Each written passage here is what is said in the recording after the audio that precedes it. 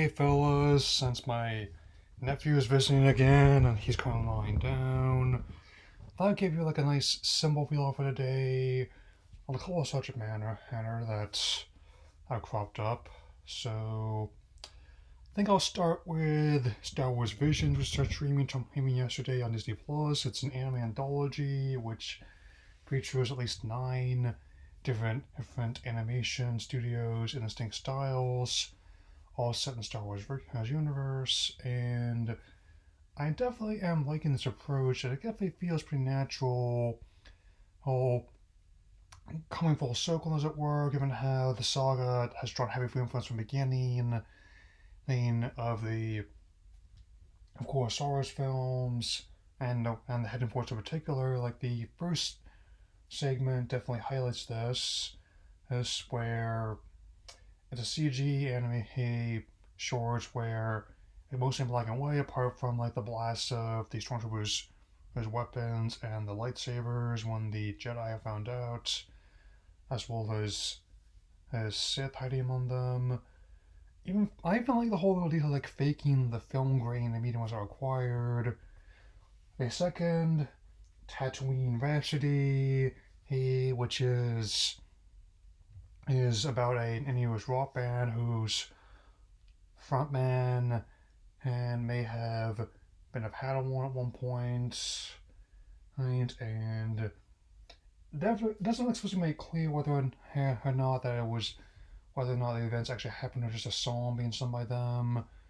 But it's a kind of insanity that I would have loved when I was younger as a fan of Star Wars anime and rock and roll music.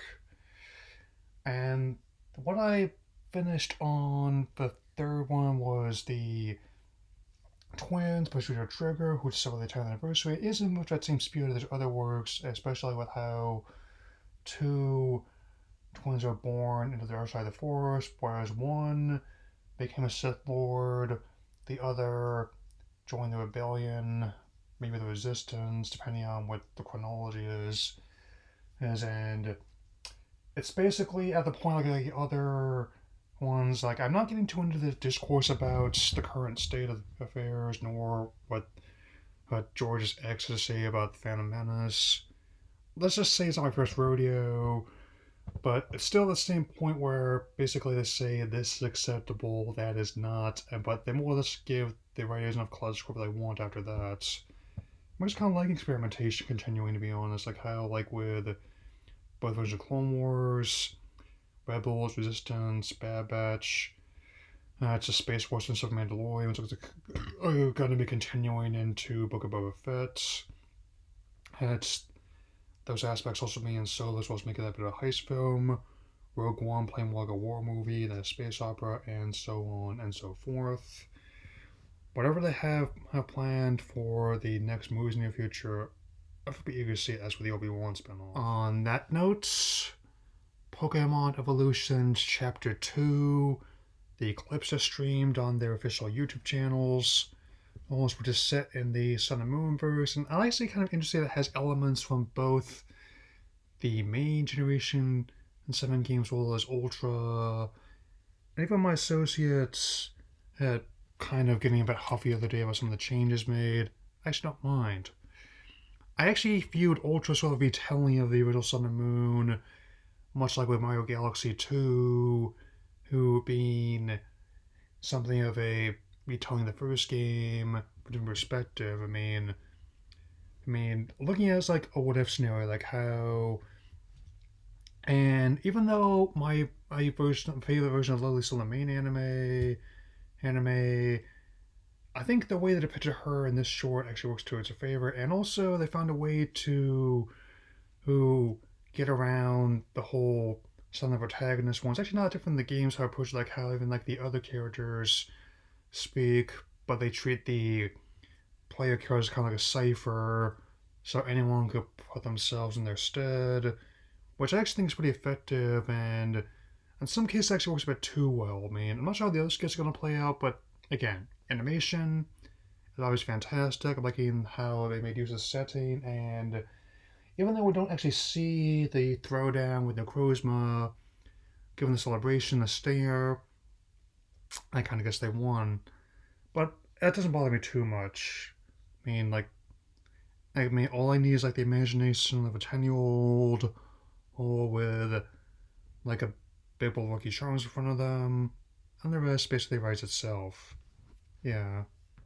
Last but not least, we have a new Nintendo Direct stream tomorrow after her rumors for almost the entire month, if not longer, or since the E3 Direct earlier this year.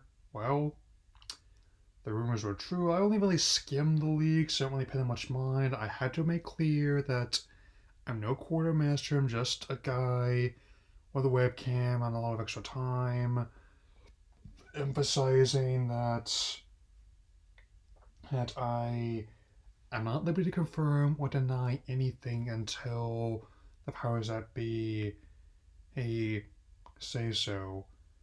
And I'll be watching it this afternoon to be sure, but I will not be doing like a deep dive in it until tomorrow for all the details on it as per usual. That's usually how much I need, at least a day to let things sit. Like the E3 stuff is an exception.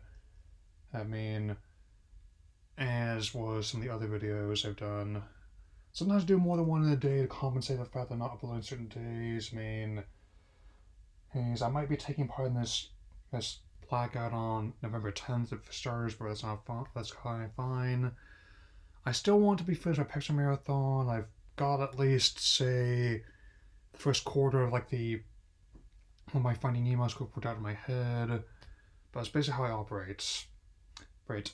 Until the people in charge officially announce their plans, I tend to operate it on the impression that I'm just kind of do myself the usual. I don't really entertain many of these worst case scenarios at all because, frankly, I think I much prefer her Nick Fury's approach to the matter. Until such time the world ends, I will act as though it intends to spin on or words that effect. So that'll be all for now. I'll see you tomorrow with my reaction and thoughts on the Nintendo Direct this afternoon. So, I'm going to have to stream. So, take care, everyone.